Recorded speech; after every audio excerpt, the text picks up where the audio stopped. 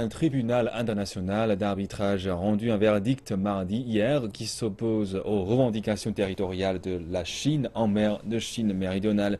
Le gouvernement chinois a publié une déclaration sur sa souveraineté territoriale et ses droits et intérêts maritimes en mer de Chine méridionale.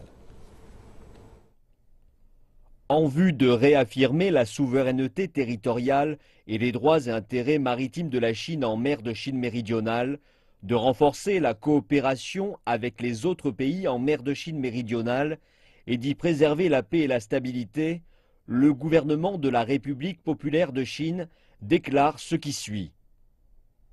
Premièrement, les Nanhai Juda de Chine, les îles de mer de Chine méridionale, comprennent les Dongsha Tsunda, les îles Dongsha, les Sisha Tsunda, les îles Sisha, les Zhongsha Tsunda, les îles Zhongsha, et les Nansha Tsunda, les îles Nansha.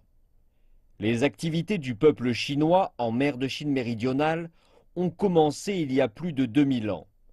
La Chine a été la première à découvrir, à nommer, à explorer et à exploiter les Nanhai Juda et les eaux concernées, et elle y a exercé la souveraineté et la juridiction en premier et de manière continue, pacifique et effective, établissant sa souveraineté territoriale ainsi que ses droits et intérêts concernés en mer de Chine méridionale. Après la fin de la Seconde Guerre mondiale, la Chine a récupéré les Nanhai Juda illégalement occupés par le Japon pendant la guerre d'agression contre la Chine et recouvré l'exercice de sa souveraineté sur ces îles. Pour renforcer l'administration des Nanhai Juda, le gouvernement chinois a, en 1947, examiné et révisé les noms géographiques de ces îles, rédigé Nanhai Juda Dili Zhelue, précis de la géographie des Nanhai Juda, établi Nanhai Juda Weijetu, carte de situation des Nanhai Juda, sur laquelle est marquée la ligne discontinue. Cette carte a été officiellement publiée par le gouvernement chinois en février 1948 et ainsi portée à la connaissance du monde. Deuxièmement, depuis sa fondation le 1er octobre 1949, la République populaire de Chine défend fermement sa souveraineté territoriale et ses droits et intérêts maritimes en mer de Chine méridionale.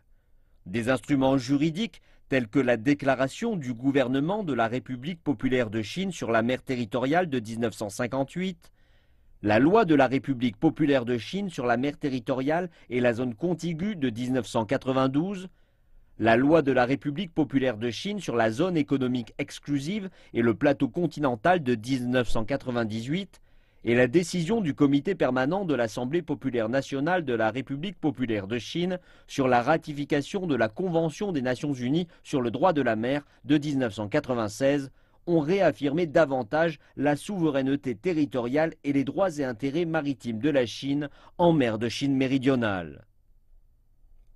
Troisièmement, sur la base de la pratique du peuple et du gouvernement chinois tout au long de l'histoire et de la position constante des gouvernements chinois successifs, et en vertu de la législation nationale et du droit international, dont la Convention des Nations unies sur le droit de la mer, la Chine a la souveraineté territoriale et les droits et intérêts maritimes en mer de Chine méridionale, comprenant, entre autres, ce qui suit. 1. La Chine a la souveraineté sur les îles Nanhai Juda, comprenant les Dongsha Tsunda, les Sisha Tsunda, les Zhongsha Tsunda et les Nansha Tsunda. 2. La Chine a les eaux intérieures, la mer territoriale et la zone contiguë basée sur les Nanhai Juda. 3. La Chine a la zone économique exclusive et le plateau continental basé sur les Nanhai Juda. 4. La Chine a des droits historiques en mer de Chine méridionale. La position ci-dessus de la Chine est conforme au droit international et à la pratique internationale pertinente. Quatrièmement, La Chine s'oppose fermement depuis toujours à l'invasion et à l'occupation illégale par quelques pays de certains îles et récifs des Nansha Tsundao de Chine et à leurs actes portant atteinte aux droits et intérêts de la Chine dans les eaux sous juridiction chinoise.